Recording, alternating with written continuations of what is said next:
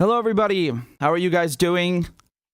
It's good to have you here with us. I see there are several hundred of you that are already on the live stream. So please make sure that if you've hit the like button, and it helps the channel not only to grow, but to fight the algorithm, because they like to censor topics like this on YouTube. So just to be safe. And I have a special guest with me today. And before I bring him on, I just want to introduce the topic. As you can gather from the title of the video, this is a very, very egregious, it's a straight up atrocity, right? Like quite literally an atrocity and a war crime. You know, a lot of people, we've heard a lot about Sheikh Jarrah in East Jerusalem during the last year. And ideally, I think it's important that Masafar Yatta becomes, a household name the same way that Sheikh Jarrah is, because what's happening there is truly horrible. So, right now, Israel has begun bulldozing the homes and the houses of Palestinians that are living in Masafar Yatta, which is in the occupied West Bank in Palestine. And you have over 1,000 Palestinians that are at risk of having their homes destroyed and just being made homeless, really, straight up homeless by the Israeli occupation. And the Israelis, what do they say? They say, these are not homes, this is a firing zone.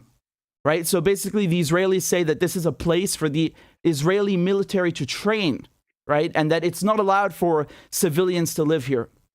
And this is a tactic that the Israelis have been using for many decades, right? It's a tactic that they've been using to remove Palestinians and displace them, which is a war crime under the Geneva Convention. And we have documents from the 1980s, minutes, showing how the Israelis, they specifically planned on designating Palestinian villages as quote-unquote firing zones in order to kick people out and take their land. Ariel Sharon, who most people remember as Israeli prime minister, before he was prime minister, he was the agriculture minister for the Israelis. And when he was discussing Arab villages in this meeting during the 1980s, he said that, quote, we have an interest in expanding and enlarging the shooting zones there to keep those areas which are vital in our hands. Okay, so there's a very clear intent that to block this land from being Palestinian, they are going to designate it as firing zones. And so right now, about 18% of the West Bank has been designated as firing zones by the Israelis. And so right now, Masafar Yatta, they are bulldozing the houses already because of the Supreme Court decision, the Israeli Supreme Court decision, that it's okay to do this, and this is a firing zone, and so on. And, people are quite rightfully describing this as the biggest scheme of ethnic cleansing since 1967. And to discuss this further, I wanted to bring on someone who actually who lives in Masafar Yatta, and this is Bassel Adra. How are you, Bassel? Thank you for coming on the program. It's good to have you with us. Thank you for having me here. It's my pleasure. I wish we were discussing better things, or under better circumstances. But I wanted to ask you about this Supreme Court decision, and the Israelis basically saying that they're going to evict you and your neighbors and your community. I mean, people in Masafar Yatta, they've been living with this, this idea that they could be removed from their homes. They've been living with this fear for 20 years, right? Because the Israelis have been putting off this decision for 20 years. And I wanted to ask you, Bassel, what has that been like for you, for your family, your neighbors, your community, living with this threat of forced eviction, and now being told by the Israelis that they're going to, break your house, bulldoze your house, and make you homeless? I just want to clarify something, that this decision about declaring our area, Masafar Yatta, as a firing zone by Ariel Sharon, the thing that you said, it was like in 1981. Right. That this designation come out. So in 1999 happened the first forceful transfer of the 700 people living in 12 communities out of their homes. I mean, the army came in that area when I was 3 years old in Masafar Yatta, putting the people on trucks with all their stuff, with their sheep as well, and taking them out of the map where it says for the soldiers it's a firing zone, without any even alternative solution to give the people, like just carrying families with all their stuff and like remove them from their homes and demolish their homes actually, and throw them out of the map, in the fields, in the road, like in nowhere actually. So the families of Masafar Yatta has set up tents and live in other caves around their the land of where it says like firing zone, or where the army wanted it to be firing zone. And the families starting going back during the night, or going back because it's like 32,000 dunums. It's a big area that they declare a firing zone. So families go do agricultural work, graze their animal, harvesting, hiding, doing it like hiding from the soldiers. And many of the people that I know got caught like doing this work. And it's like suddenly our normal life that it was like exist centuries before the occupation and before this like designation and before those army come and control us.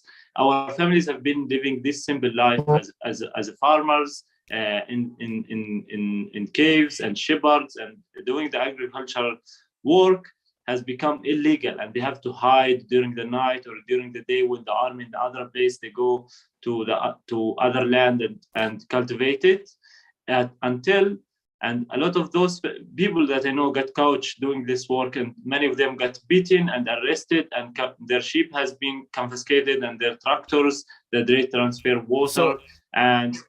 So people are basically, they're having to do their work illegally, like as if it's illegally. They're doing their work secretly.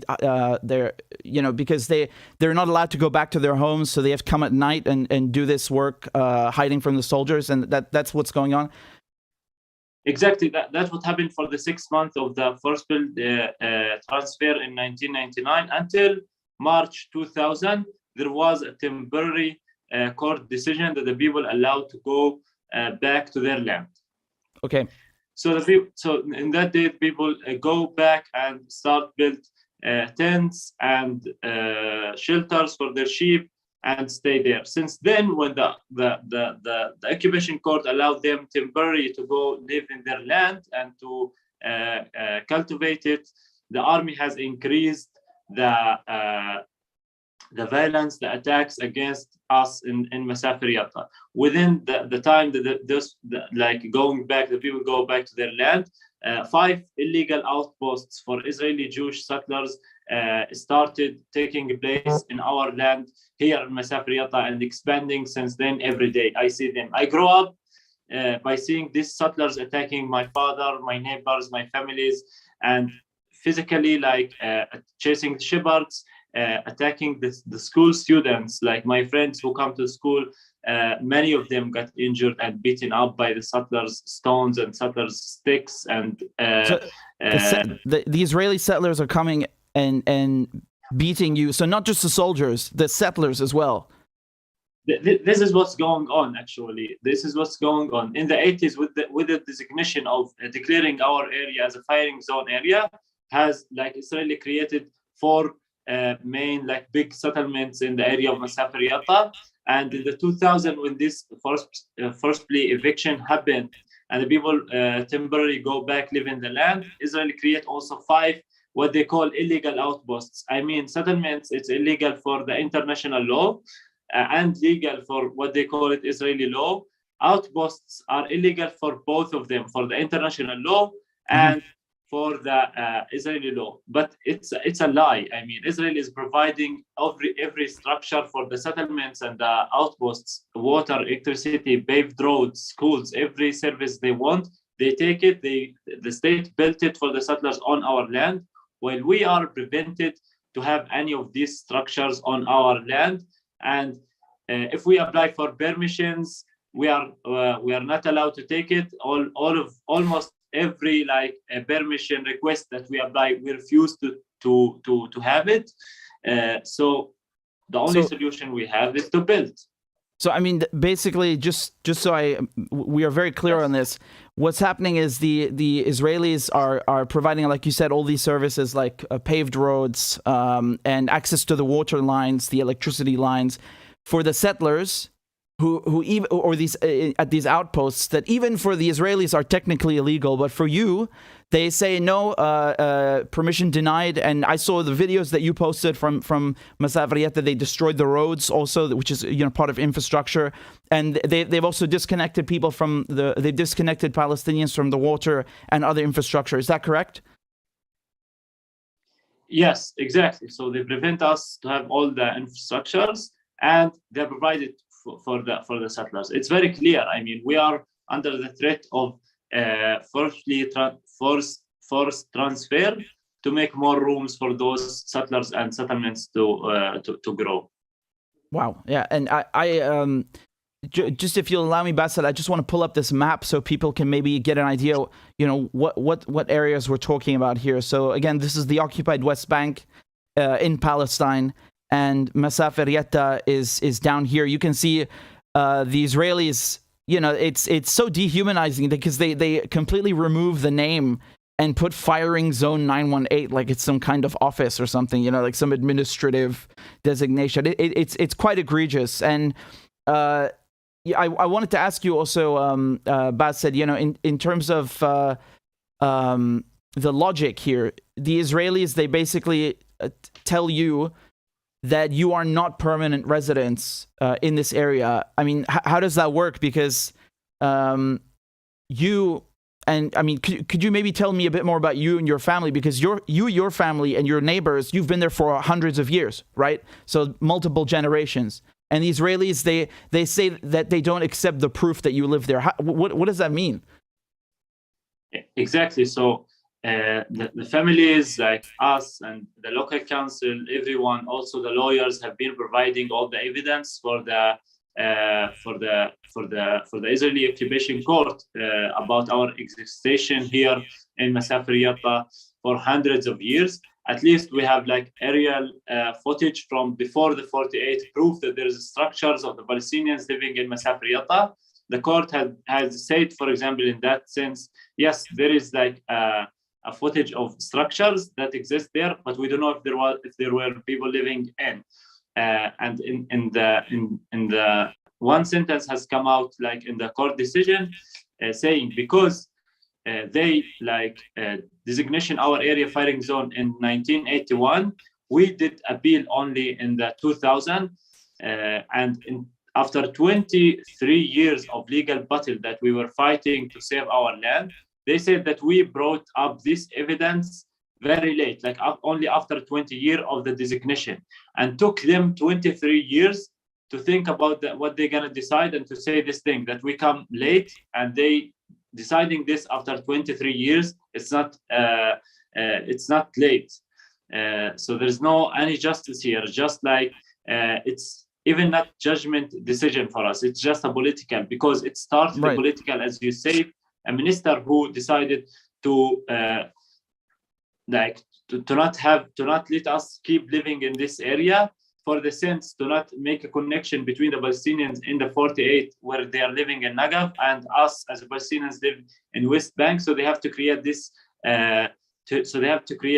To designate this area as a firing zone.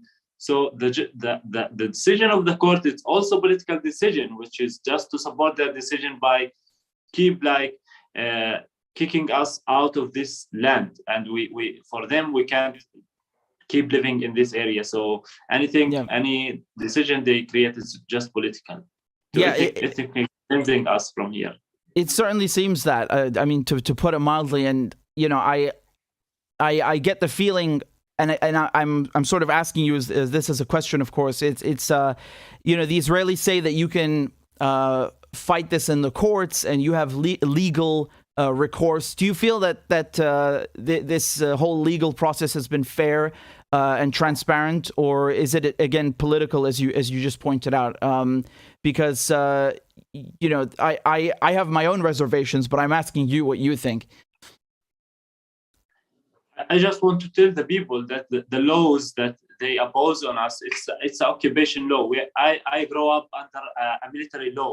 I live in Area C, like Masafar Yatta, it's in Area C, which is completely under the control of the Israeli army. So I am living here as a Palestinian under the control of the Israeli soldiers who's occupying me, and few hundreds meters away from my home, there's an Israeli settlement where the settlers living there under a civilian Israeli law. And this is like one of the like very clear examples of the apartheid. So for us as Palestinians living in Masafar Yatta, is 100% under the control of the Israeli army. Who we don't choose any law that oppose on us. We don't choose the court. We don't choose the laws. We don't choose like we don't have any like, it's a dictatorship. You know, it's a soldier, a commander who decide whatever he wants about our life here, and we have to follow the rules. Anything we do against this rule that the Israeli army chief who decides something about our home, to demolish it, or to arrest me, or to raid my home during the night, or to back Israeli settlers come and throw stones at my home, at my father, and even shoot at us, the soldiers have to stand back of them and backing these settlers. It's all orders of Israeli chief soldier. When I got arrested, for example, when the army come and raid my home, arrest me, take me to the court, they're also like a soldier sitting there and doing the decision against me. Right. And So these soldiers may come from a settlement next by me. Just sorry to interrupt you, Abasa, but you're saying, you know, when they take you, it's a military court, not civil court, right? Exactly, yes. So when we are like under whole military control. Everything about our life, there are soldiers dealing with it.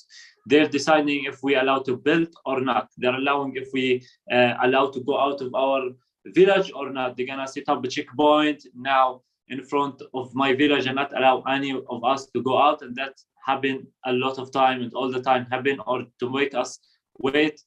And anything we do against this, it's illegal. To protest peacefully against any of these laws, or against any of these decisions that they are opposed on us, it's also illegal. We're not allowed to do any kind of protest under this law, for example.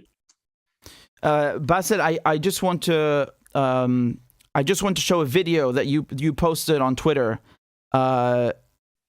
Again, this is because you talk about the army raiding your house. You posted this not even a month ago. This is from May 23rd, and we are June 5th. So this is not even a month ago. And I just want to show this tweet.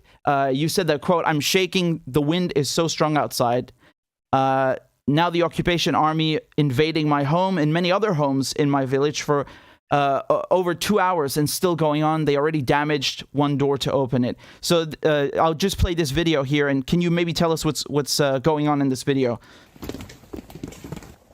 Yes, so they come to my room where I sit here. They also came to this room where I'm sitting and doing this conversation with you, and they confiscated 5 of my camera and mine and other like activist cameras, and the laptop and the car that we're using to follow what's going on in Masafar Yatta and document what's going on. I am personally, to be honest, chased as other activists in the area for documenting this and showing it to the world and talking to you about what's going on in Masafar Yatta. Before this video, like 1 month, maybe, like I was like also beaten very brutally by 4 Israeli soldiers who come masked to take down my neighbor's shelter. I go there to document, and 2 minutes later of me just standing and documenting them, they decide to arrest me brutally, beating me for over than 15 minutes until I really was injured and needed help to be hospitalized. To just let me and not insist to arrest me because they didn't have any real like illegal excuse, except they want to chase me as an activist who follow them and documenting. For this night raids, this is not the first time. It's going on, for example, this year going on from February until the video that I posted, that the army come to the village. Most of the time, like they go open the door of the vehicles that they are in, throwing stun grenades in front of our doors. They detained my father twice. They also beated me and my friend when we were filming them. They tried to grab my phone and they already took one camera and break it. as well, they did fake arrests during the night for a few hours, and let the people then go home. This creates a lot of fear like, I am, for example, really worried to go sleep at night, and they want to wait if they're gonna come or not. My little sisters are really afraid to go sleep at the night, and the rest of the community is the same. And this is like, I remember it also happening all the time, and mostly when I was also young as a child, they were raiding our home and threatening my father and other activists at that time to stop protesting against what the army and the settlers doing against our communities in Masafar Yatta. It's horrific to say the least. And I just want to play another video that you posted, which I think is very important for people to see. So you posted this just 4 days ago, literally 4 days ago, on June 1st. And you write here that this is about 21 people. So 21 of your neighbors were evicted in Masafar Yatta. And of course, this is following the so-called Israeli Supreme Court decision. And I just want to play this video. And again, could you maybe tell us what's going on here, even though it's quite evident, but nevertheless. Yes. So this, for example, the woman that in the video are crying, she also got her home demolished in the 11th of May of this month. So she built up a tent with her family and other families around to shelter in it. So they come back and they confiscate her tents and other people like tents and sheep shelters that were in the area. And this is what the army do, for example, about tents and sheep shelters. They don't come with a demolition order or confiscation order. You don't have any way to do appeal in their decision if they come to confiscate your tent, which is for many families, it's a home, the tent. There are many families living in this tent as a home. So if they decide to come and confiscate it, you don't have anything in their law that oppose on us. We don't have anything to do. They can just come and take any family out of this tent, which is the home, and remove it, like confiscate it or destroy it with a bulldozer. And legally, there's nothing to do because it's their law, and their law is to legitimize them to be on our land and to occupy it and to kick us out of here. It's shocking. And again, I just want to point out the sentence right here where this Israeli occupation soldier says, quote, "You understand this is a military land? This is firing zone 918. You don't live here." So, I mean, well, if people don't live there, why are they destroying houses then if no one lives here? You know, it's a clear contradiction. And again, the video speaks for itself. I mean, the bulldozers, all of it. It's quite harrowing. And the people saying, where will they take their children? I'm just going to play it again.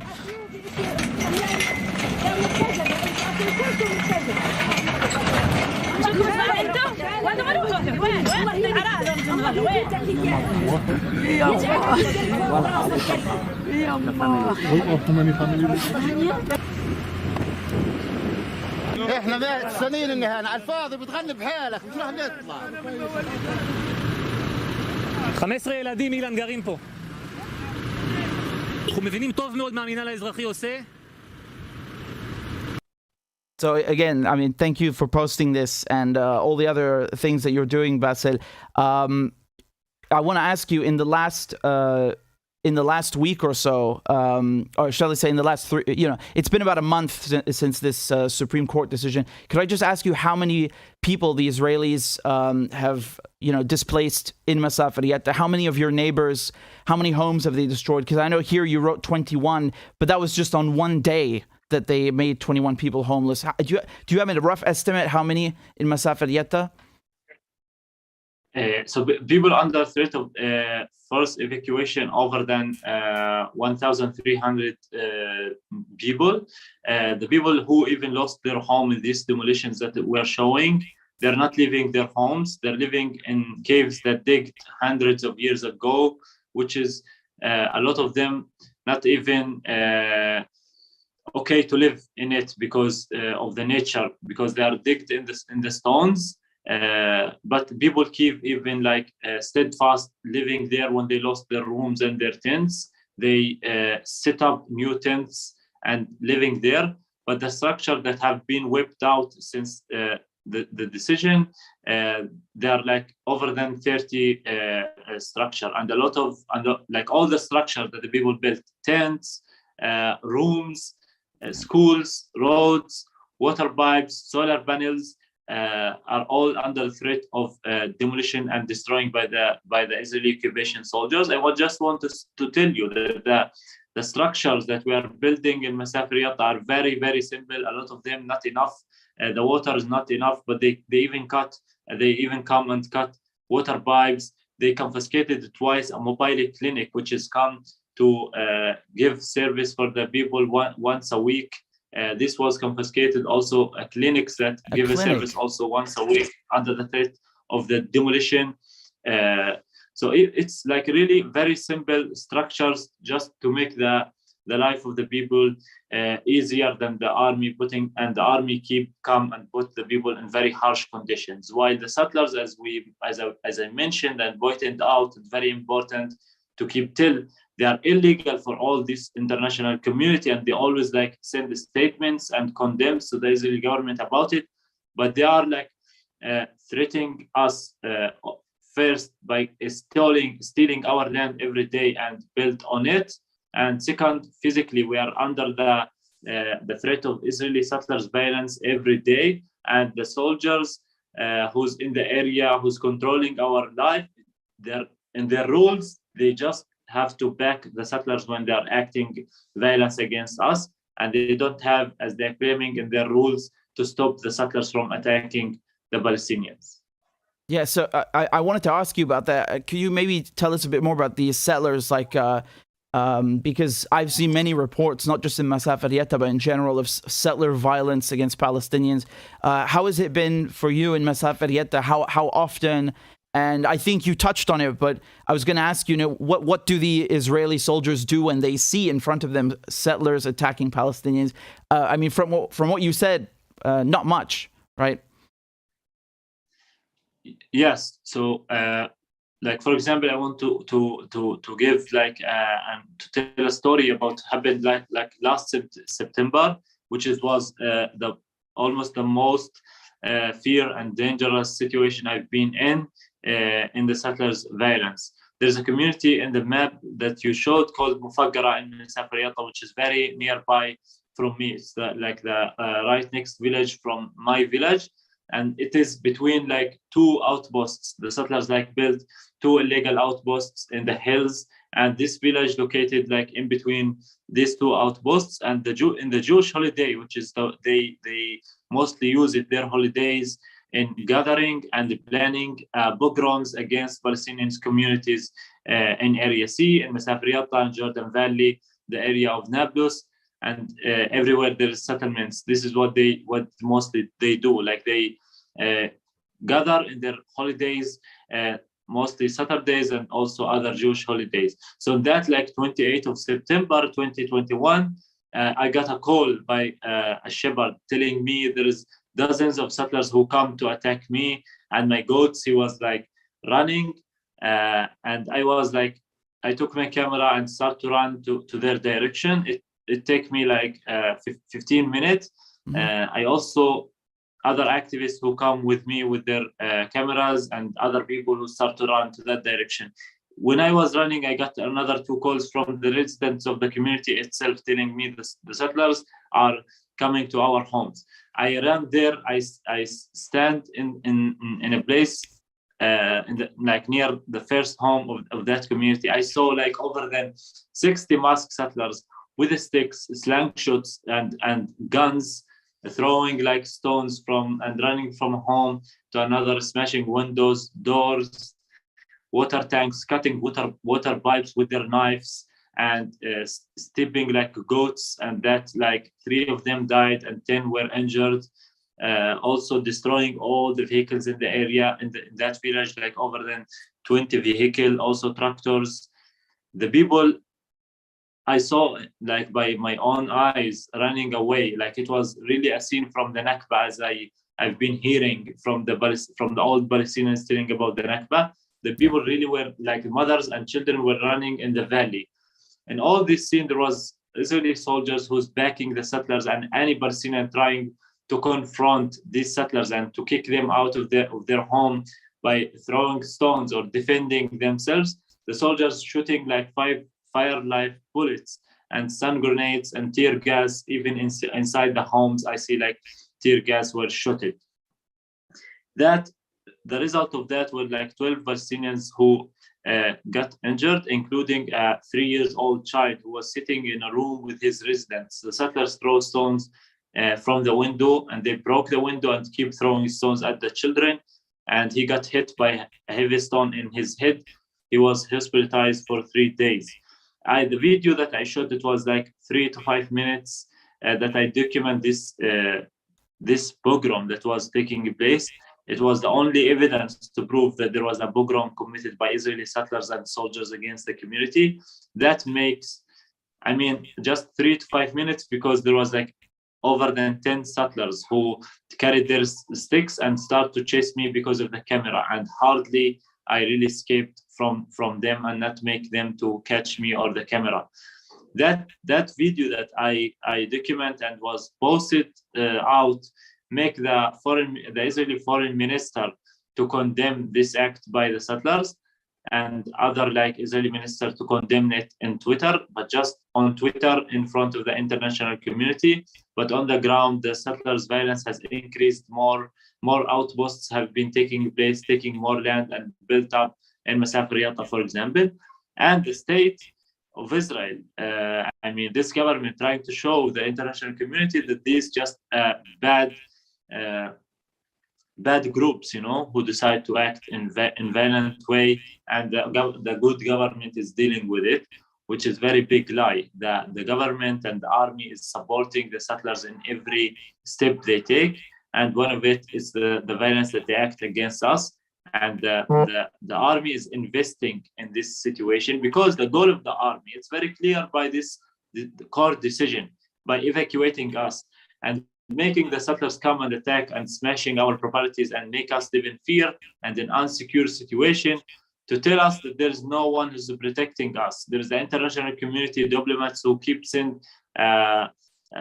statements and condemns. Okay, welcome, because this is happening since long time and change nothing on the ground. On the ground, there is the only soldiers and settlers creating the facts here, and no other ones. And we're just confront that with our steadfastness and with our bodies. Yeah, I'm trying to fetch the video that you talked about, where they basically, you filmed this settler violence, against people in next door to you in September 2021, and I want to ask you, Bassel, just recently, you have 81 members in the U.S. Congress who signed a letter urging the Secretary of State, Tony Blinken, to basically engage with the Palestinians to stop these evictions in Masafar Yatta. I want to ask you, what are your thoughts on actions like this, like these letters that are signed by U.S. Congress people, and how do you feel the Western governments and the Western media are reacting to the forced displacement in your community? This should be like this. There's no enough attention from the Western media about Masafar Yatta, about this area, about what the Israeli army planning to do against us and what they have been doing against us since like centuries. The problem with this international community governments who say who keep saying that they are supporting two-state solution, that means that they want to ask Israel to take away these settlements that built in the West Bank. But the opposite is happening. The UN have published a report that 112 company is investing in the Israeli settlements. This company is coming from Europe. They're supporting the settlers. In the international community, they're not doing the basics of what they have to do. Even this like 80 one letter that have been sent out by the Congress members to their government. It should be the basic thing, not to allow the Israeli government to evacuate us from our homes, but the people living in Masafar Yatta, like all our villages, should be recognized. Israel has to stop demolishing our homes and our schools, bulldozing our roads, cutting the water pipes. A friend of mine who just neighbor in a community nearby called Araki's community, in the first day of 2021, like the first day of last year, he have been working in a generator, like small generator that will provide an electricity for him and his family and his neighbors. A settler who live in outpost shoot him on a video, like he's working there with the family, and ask the Israeli army and what they call it, civilian administration that deal with the construction in Area C, to come to see what's happening. So the soldiers, when they arrive with this civilian administration, decide to fight with the family about the generator that provide some of the electricity for the family. And they were grabbing the generator to confiscate it. The family were trying to keep it. A few minutes of just grabbing. This filmed also in a video. One soldier grabbed a friend of mine who was like 25 years and shot him in the neck here from zero distance. And he calls him now this like guy called Haruna Baram. He's totally paralyzed. For what? For having a generator to provide an electricity for the house. And the settler who called the army, living in illegal outpost, the paved road that he was driving in, it's illegal, built on our land, and even illegal for the Israeli occupation court, who decided that this road built on our land, his home, built on our land, his electricity, his water, his all infrastructure built on our land, and all the law only opposed on us. And this is what we ask the international community to stop, not just for the Israeli, the international community, to ask the Israeli government to stop these acts against us. You know, speaking of the international response, I just wanted to read a little bit from.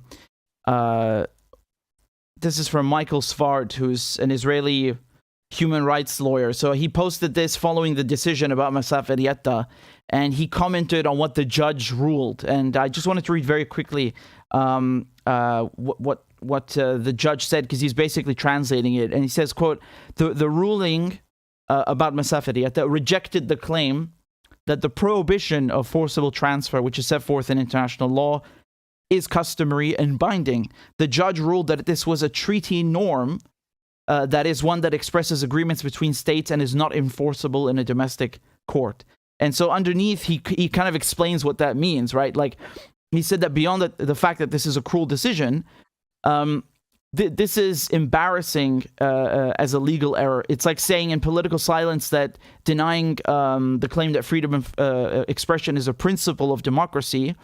It's the same kind of thing, because the Geneva Convention, here I'll pull it up right here. This is Article 49. Is very clear that individual or mass forcible transfers, deportations of protected persons from occupied territory, or to any other territory are prohibited. So, Israel as an occupying power is violating the Geneva Convention, and the judge just thinks that this is not binding. What do you make of this kind of rationale, Basil?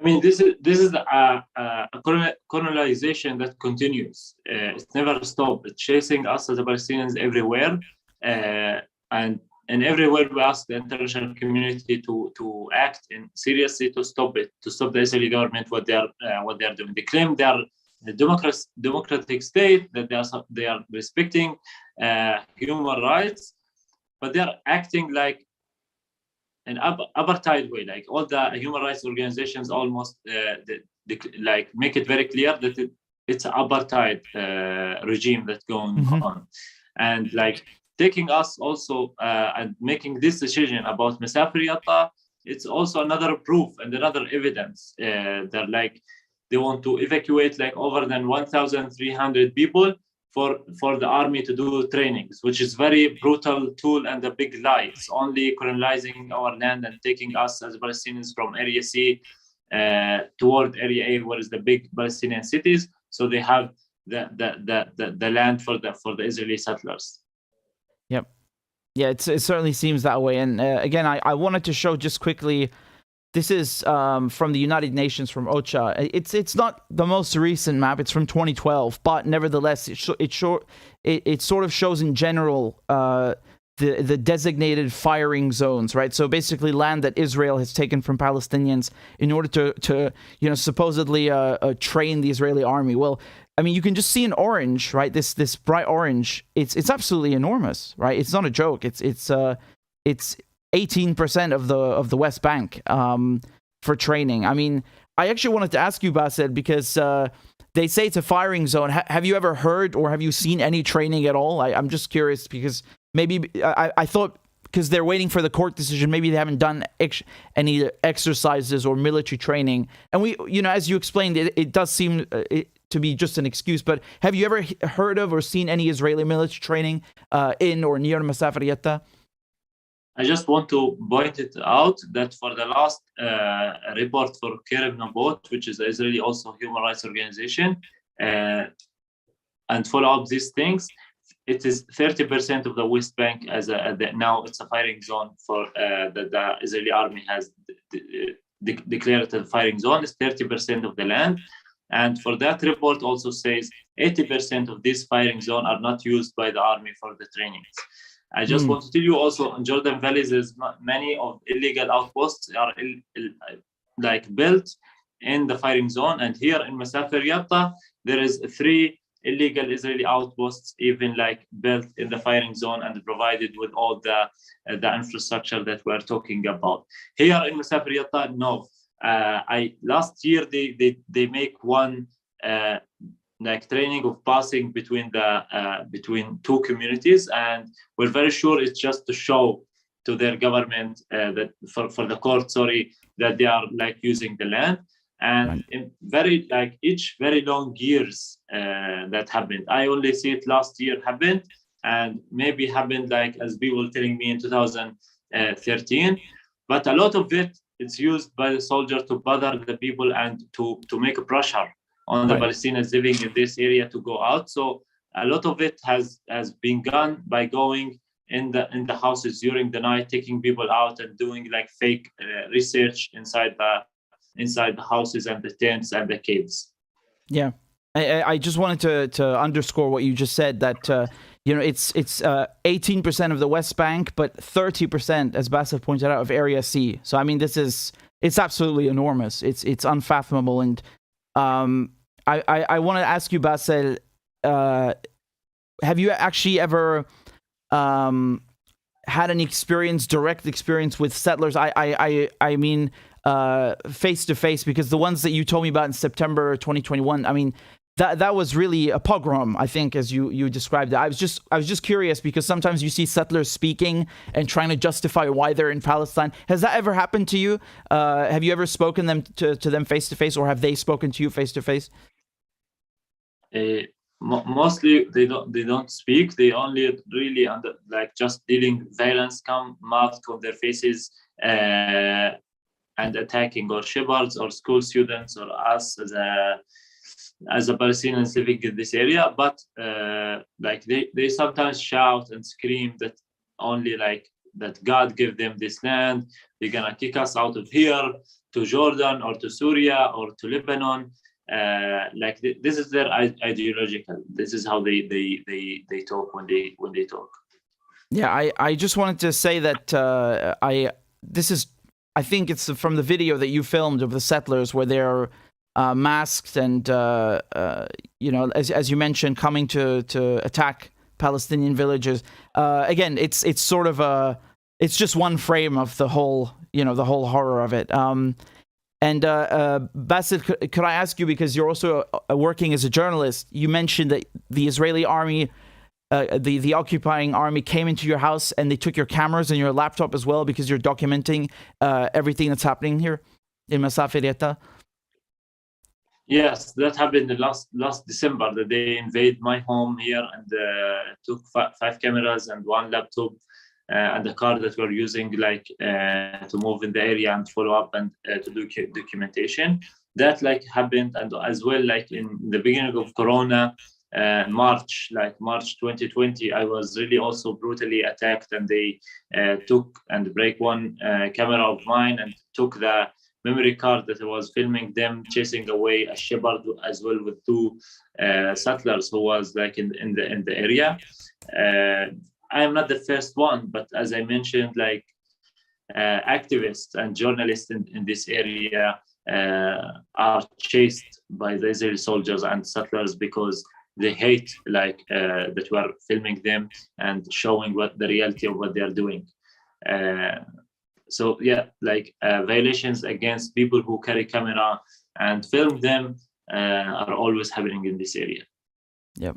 Yeah, it certainly seems that way. And I wanted to ask you, Bassel, what are people in Masafar Yatta doing to protect their homes? I mean, you mentioned before that people would come back, during that short period in between 1999 and 2000. What are people planning to do now? What is the plan? Is there any plan? Because you filmed the bulldozers coming in. You posted all of this on Twitter, as we can see here, and people are devastated. Where do they go from here? What do people do next? As I mentioned, that we're living here under a military control. I mean, guns and gun machines who's controlling our life in the area, and we really don't have that much power to do against it or to stop it.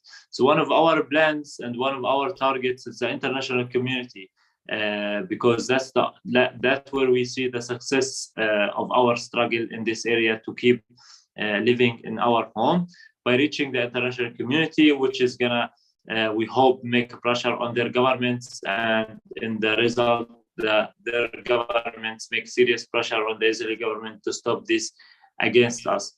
The second thing, the people is just keep living in their home and try to live every day by day. Even it's not normal, but they're telling and they're saying that we just gonna keep living here and make our life normal, which is totally not. But the people feel that they're weak. I mean, they don't have much to do when the bulldozer come to demolish their home or to take them out or to arrest them or to chase them away when they are grazing their sheep.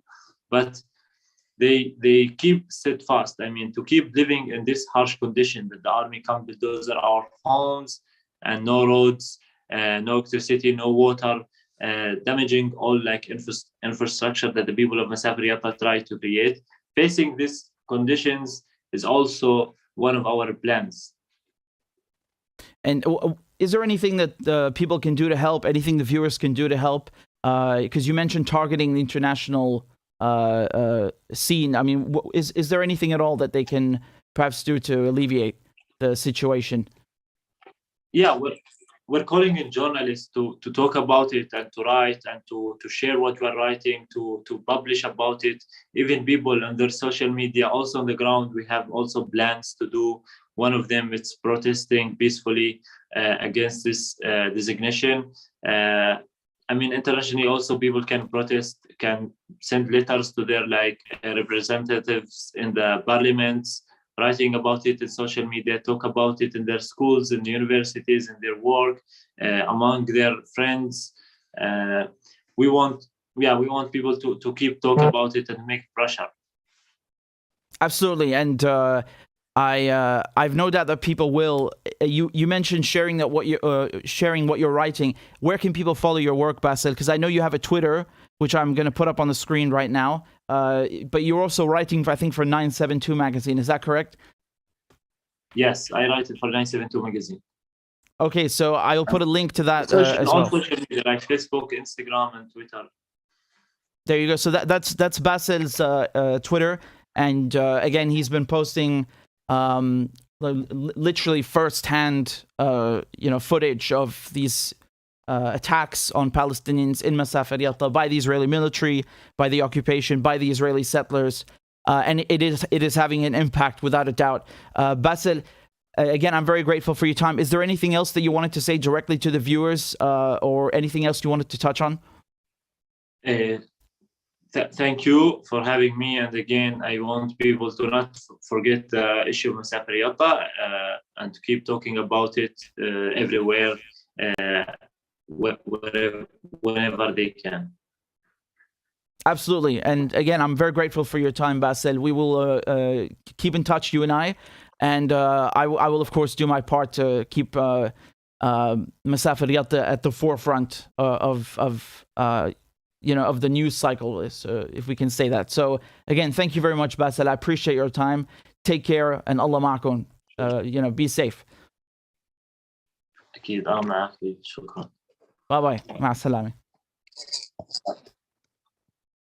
There you go, everybody. That was here. I'm gonna put his Twitter up back on the screen. Bassel Adra. He's in Palestine, right? He's based in Masafar Yatta, which is the collection, the community that the Israelis are trying to render homeless. And the videos that Bassel is posting from the bulldozers, they speak for themselves. There's nothing I can say that's more powerful than that. And the various legal tools that they're using to try and displace Palestinians. I mean, can you imagine somebody coming to your house and saying, "This is a military training area. Sorry, you have to go." I mean, the cruelty of it is really something else. So, in any case, I'm gonna stop here, and I would urge the viewers, please share this far and wide, because a lot of people talked about Sheikh Jarrah in East Jerusalem, which is good, which is great. That had a huge impact internationally, and it did put pressure on the Israelis. So we have to do the same now with Masafar Yatta. Again, this is, people are saying this constantly, that this forced eviction, kicking out people from Masafar Yatta, this is over 1,000 people. It's the biggest scheme of ethnic cleansing since 1967. This is ethnic cleansing. There's no question about it. It's a violation of the Geneva Convention, Article 49, on the forced transfer of populations. There's no way you can look at it and excuse this. So please spread the word. Please spread this far and wide. Please raise attention. And don't forget the name Masafar Yatta. So again, thank you guys very much for tuning in. Please hit the like button. So again, that's another way of helping propagate the message, and that the video gets recommended. And I'll be back soon to go live. I appreciate all of you. I appreciate all your help. And I appreciate, of course, Bassel coming on the program. Take care, everybody. Ma salame. Bye-bye.